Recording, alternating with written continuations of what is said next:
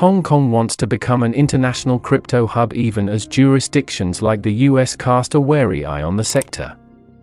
In June, a new licensing system kicked off to regulate crypto exchanges offering trading in tokens like Bitcoin and Ether. The regime is part of Hong Kong's effort to attract fresh capital and talent back to the city after its reputation was tarnished by years of harsh COVID-19 curbs and a crackdown on political dissent. Initial reaction was largely positive from digital asset firms, but there was a lack of major investment pledges. Hong Kong's push appears to have quiet backing from Beijing even as mainland China sticks with a ban on crypto trading. What are the regulations? The new rules mean that retail investors can trade coins on exchanges licensed by the city's Securities and Futures Commission. Hong Kong says its approach is high on consumer protection with strict criteria on which virtual assets can be bought and sold.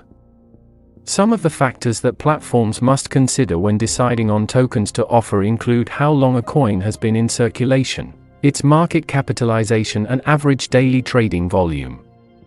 The tokens must also be incorporated in at least 2 cryptocurrency indexes from prominent institutions, one with a background in traditional finance.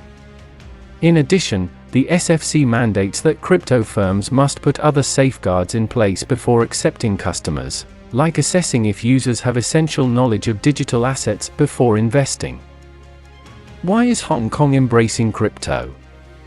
Hong Kong's policy pivot is part of a wider effort to restore the city's credentials as a cutting-edge financial hub. It's a reputation that was put at risk by years of strict COVID-19 restrictions and political unrest, which caused the economy to slow and talent to leave. Financial Secretary Paul Chan called cryptocurrencies and other unstoppable new financial innovations at an event organized by the Hong Kong Association of Banks in November last year, and said there's a need to embrace them new financial innovations.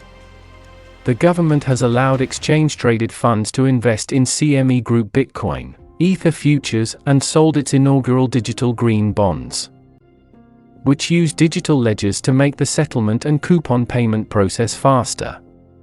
How significant is mainland China's prohibition on crypto trading? One possible risk is that China's ban could spill over to semi-autonomous Hong Kong. However, Hong Kong regulators have pushed back against this idea, citing the one country, two systems principle that permits the former British colony to have its own economic and political system. There are also signs that Hong Kong's approach could have tacit approval from Beijing. Representatives from China's liaison office and other officials have been spotted at crypto gatherings in the city, according to people familiar with the matter, who also described the encounters as friendly.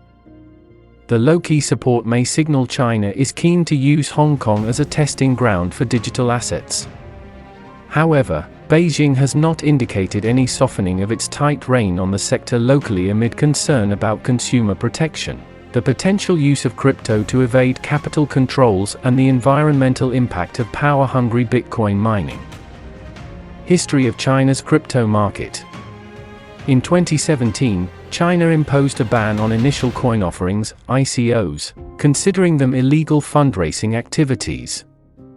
It also cracked down on cryptocurrency exchanges and trading platforms, forcing many to shut down or move their operations elsewhere. China has been a major hub for Bitcoin mining due to its cheap electricity and abundant hardware resources. However, there have been concerns about energy consumption and financial risks associated with mining operations. In recent years, China has taken steps to restrict and regulate Bitcoin mining activities, particularly targeting regions with high energy consumption. China has been actively developing its digital currency called the Digital Currency Electronic Payment or the Digital Yuan. The People's Bank of China has been conducting trials and testing the digital yuan in various cities since 2020.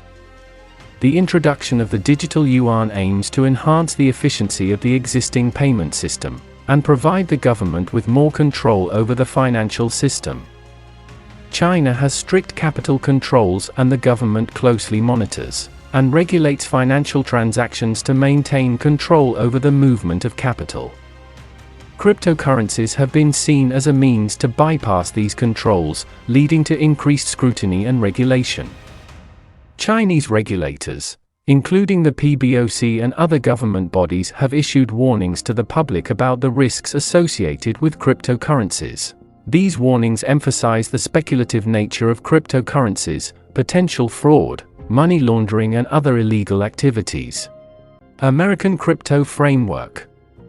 The United States had been working on developing a regulatory framework for cryptocurrencies and digital assets. Different regulatory bodies have jurisdiction over various aspects of cryptocurrency regulation in the country, including the Securities and Exchange Commission, the Commodity Futures Trading Commission, and the Financial Crimes Enforcement Network.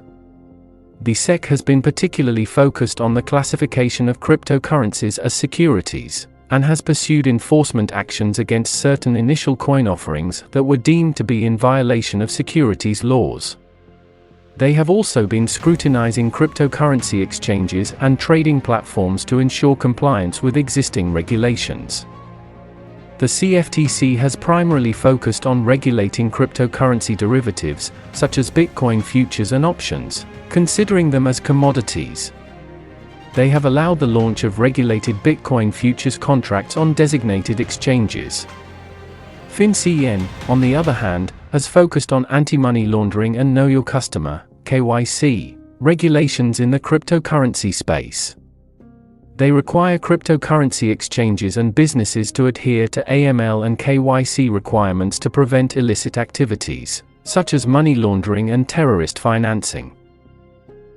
Thank you for tuning in, and make sure to hit that subscribe button and ring the notification bell so you don't miss any of our upcoming episodes. Until next time, stay informed and stay tuned.